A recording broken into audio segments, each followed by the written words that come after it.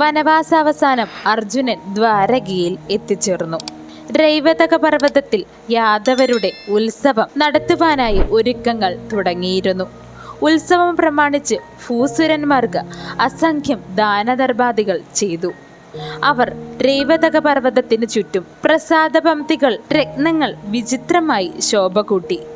അവിടെ ഭംഗിയായി ദീപസ്തംഭങ്ങൾ നാട്ടി. വാദ്യക്കാർ അവിടെ കൂടി. വാദ്യഘോഷങ്ങൾ കൊണ്ട് അവിടെ മുഖരിതമായി. യാദവകുമാരന്മാർ അലങ്കരിച്ച പൊന്നണിഞ്ഞ വാഹനങ്ങളിൽ കയറി എങ്ങും പ്രകാശിച്ചു. പൗരന്മാർ കാൽനടയായും ഓരോ വാഹനങ്ങളിലുമായി അവിടെ വന്നെത്തി. ഭാര്യമാരും അകമ്പടിയുമായി അവിടെ ധാരാളം പുരുഷാരവം വന്നുകൂടി. മധ്യമതോന്നതനായ ബലരാമൻ രേവതി ദേവിയോടുകൂടി ഗാനഗന്ധർവന്മാരുടെ മുൻപിലായി സഞ്ചരിച്ചു.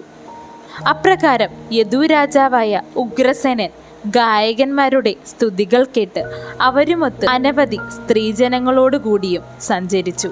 അരിദുർജയന്മാരായ പ്രദ്യുമ്നനും സാമ്പനും മധുരമത്തരായി. ദിവ്യമാലകൾ ചാർത്തി സുരോപമന്മാരായി അക്രൂരർ സാരണൻ, ഗദൻ, വിധൂരഥൻ, നിഷഠൻ, ചാരുദേശൻ, വിഫൃതൻ, സാത്വികി, സത്വകൻ, ഭംഗകാരൻ, മഹാവരൻ, ഹാർദിഗ്യൻ, ഉദ്ധവൻ മുതലായ യദുവീരന്മാരും അവരുടെ സ്ത്രീജനങ്ങളുമായി വീണ, വേണു, മൃദംഗ, ശംഖപട ഹദ്വാനാദികളോടുകൂടി രൈവതഗിരിയിൽ നടക്കുന്ന മഹോത്സവത്തിലേക്ക് പങ്കെടുക്കുവാൻ വന്നു ചേർന്നു. പലവിധത്തിൽ ആശ്ചര്യ കൗതുകങ്ങൾ വളർത്തുന്ന ഉത്സവനാദങ്ങളും കണ്ടുകൊണ്ട് അവിടെ പാർത്ഥനും വാസുദേവനും മന്ദം സഞ്ചരിച്ചു. ആ സമയത്ത് അവർക്കെതിരായൊരു മോഹനമായി ചമഞ്ഞ് തോഴിമാരുടെ ഇടയിൽ നിൽക്കുന്ന സുഭദ്രയെ കണ്ടു അർജുനൻ. അവളെ കണ്ടയുടനെ മനോഭവൻ ഉണർന്നു.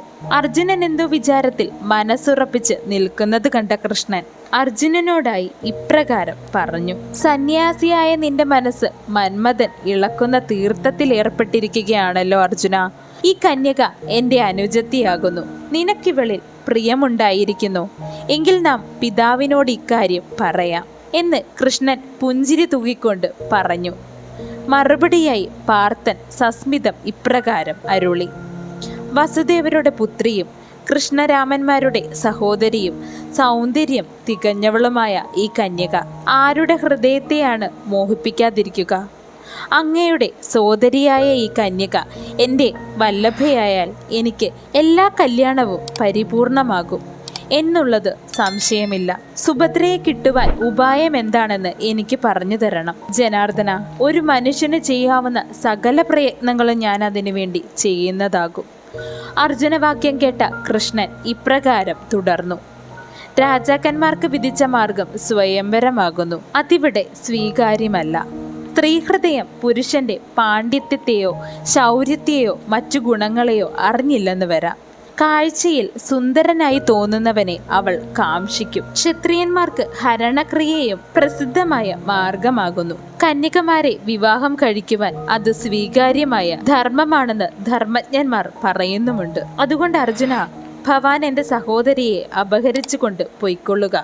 നീ അങ്ങനെ ചെയ്യുമെന്ന് ആരും അറിയുകയുമില്ല. തന്മൂലം പ്രേമാർത്ഥരായ അർജുന സുഭദ്രാമാർ സഹോദരനാകുന്ന കൃഷ്ണന്റെ സഹായത്താൽ ആ പ്രദേശത്ത് നിന്ന് കടന്നു കളയുകയും ചെയ്തു.